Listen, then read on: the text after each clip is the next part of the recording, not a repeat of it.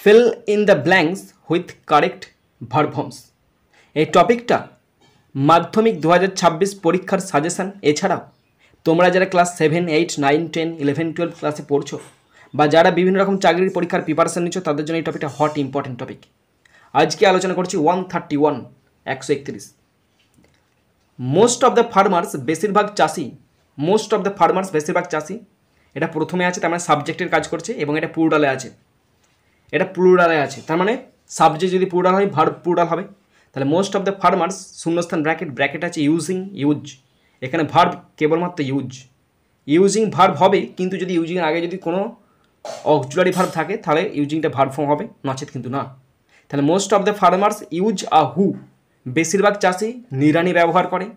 For শূন্যস্থান bracket আছে ক্লিভিং the soil, মাটিকে খুঁড়তে নিড়ানি ব্যবহার করে। এই যে ফর ছিল না, ফরের পর সবসময় আইএনজি যুক্ত ওয়ার্ড বসে এবং তার নাম হচ্ছে জিরান্ড, তার এখানে হবে ক্লিভিং, CLEAVING, ফর ক্লিভিং দ্য সয়েল, মাটি খুঁড়তে। নেক্সট 132 টুডে, আজ, ইন্ডিয়া, ভারত। এই টুডে শব্দটা সবসময় কিন্তু সিম্পল প্রেজেন্ট টেন্সকে উল্লেখ করে। টুডে শব্দটা সবসময় সিম্পল প্রেজেন্ট টেন্সকে উল্লেখ করে, তার মানে শূন্যস্থানে সিম্পল প্রেজেন্ট টেন্স বসবে। ইন্ডিয়া মানে ভারত, শূন্যস্থান ব্র্যাকেটে আছে is, has been, will be independent, আজ ভারত হয় স্বাধীন। এখানে ইজ বসবে। এবার প্রশ্ন হলো হ্যাজও তো পাস্ট টেন্সে আছে, প্রেজেন্ট টেন্সে আছে, তা হ্যাঁ বসলো না কেন? হ্যাজ বিন কখন বসে না তো, যখন একটা নির্দিষ্ট সময় থেকে কাজ হয় এবং সেটা নির্দিষ্ট সময় পর্যন্ত চলে তখন হ্যাজ বিন বসে। এরকম কিন্তু কোনো সেন্স নেই, তাই এখানে হ্যাজ বিন বসলো না। আর উইল বি ফিউচারে আছে, বসবে না। টুডে ইন্ডিয়া ইজ ইন্ডিপেন্ডেন্ট, আজ ভারত হয় স্বাধীন। বাট ওয়ান্স, কিন্তু এক সময়, India was under the British rule, কিন্তু এক সময় ভারত ছিল ব্রিটিশ শাসনের অধীনে। দ্য পিউপিল অফ ইন্ডিয়া, ভারতের লোকজন,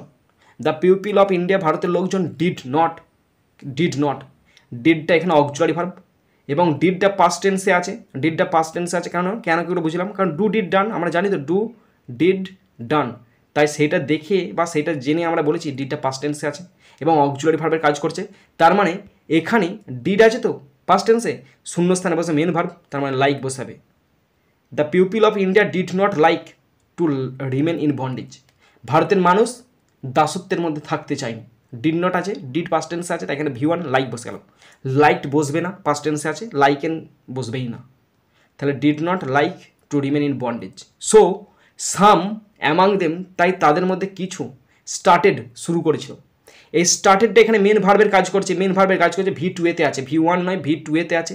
এবং স্টার্টেডের পর যদি কোনো ভার্ব থাকে বা শূন্যস্থান থাকে তখন কোনো শূন্যস্থানে ভার্ব বসবে না, সেখানে পার্টিসিপেল অ্যাডজেক্টিভ বসবে এবং সেখানে আইএনজি যুক্ত পার্টিসিপেল মানে প্রেজেন্ট পার্টিসিপেল বসবে। Started organising, ORGANISING, started organising revolt against the British, এবং তাদের মধ্যে কিছু ব্রিটিশদের বিরুদ্ধে সংগ্রাম করতে শুরু করে। স্টার্টেডটা যেহেতু এখানে মেন ভার্ব এবং মেন ভার্ব স্টার্ট যখন বসেছে তখন ভার্বের পর সবসময় জিরান্ড বসবে। পার্টিসিপেলের জিরান্ড মানে কি, ভার্বযুক্ত আইএনজি, সেটা নাউনের মতো কাজ হবে, এখানে অর্গানাইজিং বসে গেল। ওকে।